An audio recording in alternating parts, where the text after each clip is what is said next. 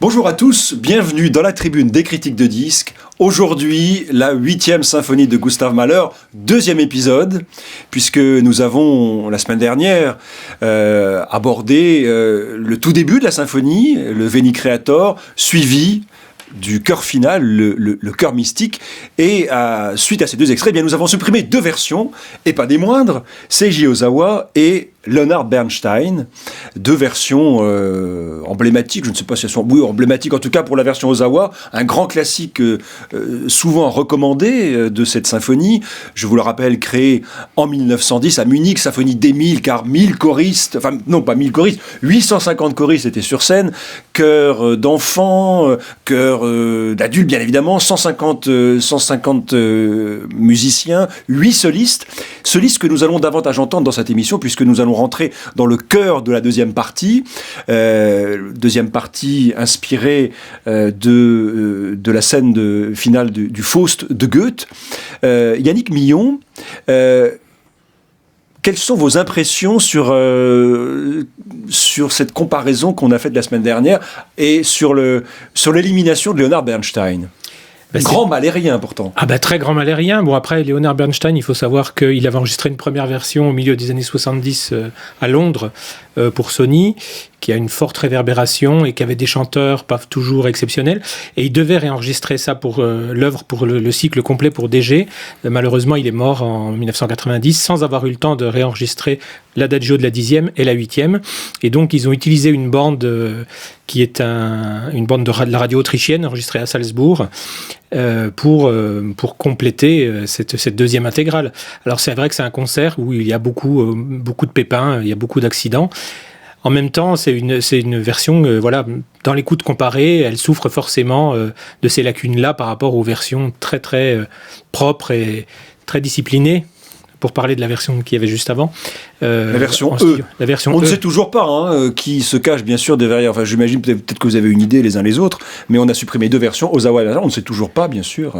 Les quatre autres. Les quatre autres, oui. Emmanuel Giuliani, quelle leçon tirez-vous de cette comparaison jusque-là, de ces deux extraits qu'on a entendus ? Eh bien que ce qui nous a déconcertés, et c'est pour ça qu'on a supprimé les versions, c'est une version peut-être qui en faisait énormément et qui surmultipliait les effets, comme pouvait le faire avec génie ou là, avec, en tous les cas, quand on est à l'écoute seule, avec une tendance vraiment au trop Leonard Bernstein.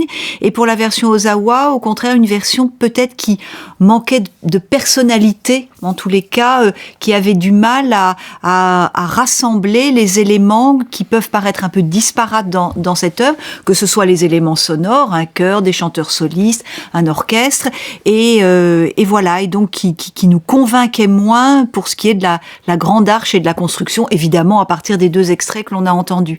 Donc d'un côté, ne pas faire un selfie excessif, et de l'autre, ne pas être trop à distance. Mais on pourrait le dire de beaucoup d'œuvres, mais peut-être de celle-ci en particulier, qui est à la fois un oratorio, une immense cantate, une partition d'orchestre, on l'a souligné aussi, remarquable, et puis évidemment un voyage à travers toutes les expressions des rapports entre l'humanité et ses aspirations métaphysiques.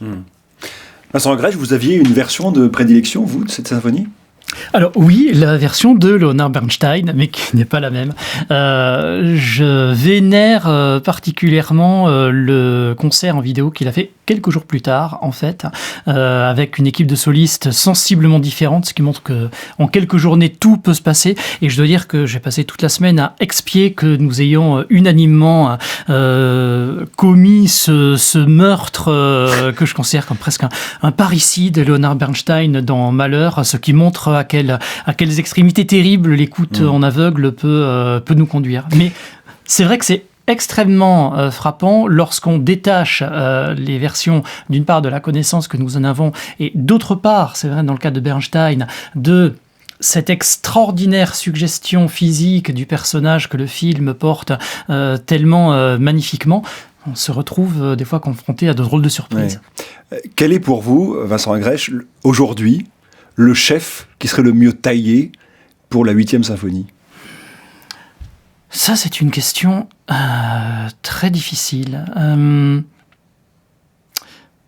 Je serais curieux parce que je n'ai pas entendu ni entendre Andris Nelsons aujourd'hui.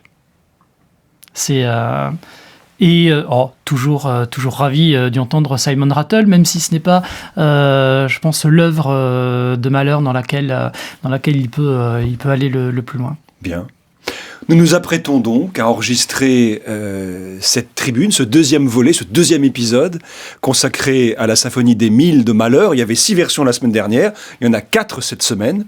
Je vous invite bien évidemment à voter à partir de dimanche, diffusion de l'émission jusqu'à mercredi soir, sur le site de France Musique, francemusique.fr.